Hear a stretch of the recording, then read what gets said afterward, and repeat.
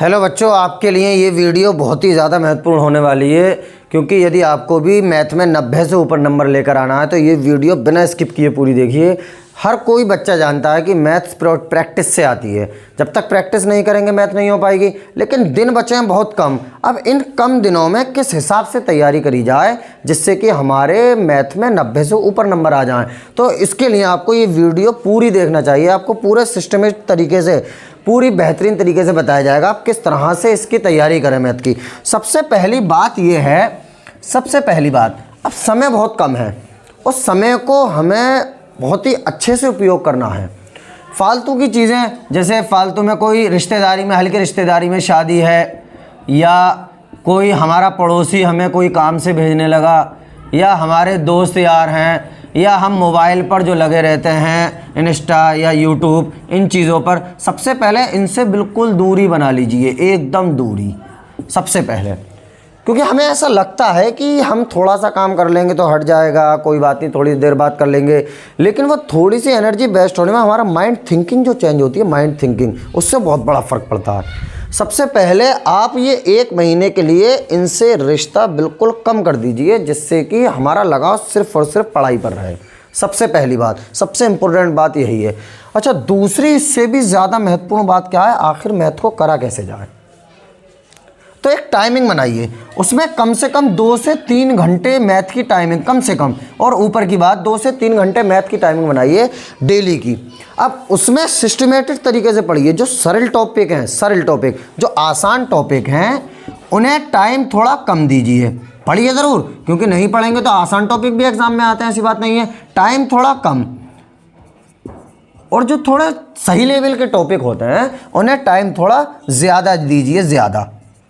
अब आप खुद देखिए कि हमने कौन सा चैप्टर अच्छे से करा है, उस वाले चैप्टर को थोड़ा कम टाइम, और कौन सा चैप्टर हमसे नहीं आता है, कौन सा चैप्टर हमने कम पढ़ा है, किस चैप्टर को रिवीजन की ज़रूरत है, तो उस चैप्टर को ज़्यादा टाइम दीजिए, जिससे कि हमारी पूरी मैथ एक तरफ से बेहतरीन तरीके से हो जाए। अच्छा, अब इसमें एक बात और है मैथ में, तीसरी सबसे मेन बात यह है कि मैथ में 4 क्वेश्चन 8-8 नंबर के आते हैं और 32 नंबर के होते हैं, चारों अथवा होते हैं ये।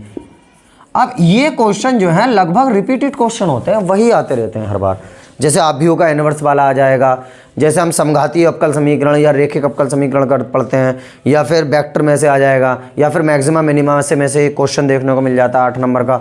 तो इस तरह से, और जैसे प्रॉपर्टीज त्रिगुण में से भी देखने को मिल जाता है। तो इस तरह से ये 8 नंबर का बिल्कुल फिक्स क्वेश्चन आते हैं। मुश्किल से 12-15 क्वेश्चन होंगे, तो उन्हें आप संभाल के कर लीजिए, जिससे 32 नंबर हमारे एकदम ठोस हो जाएँ, कोई हमें परेशानी ना पैदा हो। आराम से बैठिए, एक रजिस्टर आपने पुराना बनाया होगा, उसमें पहले देखिए एक्सरसाइज किस हिसाब से वो भी है, फिर उनमें ज़्यादातर देखिए, लेकिन जो सही लेवल का लगे उसे पेन से करके देखिए। जितनी ज़्यादा प्रैक्टिस होगी उतना बढ़िया रहेगा।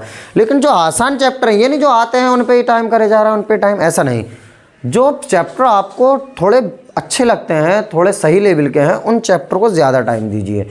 अच्छा, कौन से चैप्टर से कितना आता है, आप भी उस सारणिक मिला के लगभग 20 से 25 नंबर का। डिफरेंशियल के सवाल 2 या 3 आते हैं, 3-4 सवाल बस। उसके बाद जो छठा चैप्टर है, जिससे बच्चे बहुत ज़्यादा घबराते हैं, उनमें से 15 से 20 नंबर का देख लिया जाता है। मैक्सिमा मिनिमा का एक सवाल आता ही आता है, उच्चिष्ट निम्निष्ट या मैक्सिमा मिनिमा एक सवाल आता ही आता है, स्पर्शरेखा विलंब का एक सवाल आता है। अच्छा, एक सवाल वर्तमान, ह्रासमान या राशियों परिवर्तन की दर या सन्निकटन, इन तीनों में से मिला के एक सवाल पूछा जाता है, किसी में से ही पूछ ले, लेकिन इन दोनों में से अलग अलग सवाल आता है। तो इस तरह एक टाइम टेबल बना के फिक्स तरीके से अपनी पढ़ाई स्टार्ट कर दीजिए, जिससे कि अच्छे से नंबर आ सकें। अच्छा, अगली वीडियो में हम अगली वीडियो में और किसी सब्जेक्ट के लेवल के समझाएंगे। मैथ का आपका समझ में आ गया किस तरह से हमें तैयारी करना है।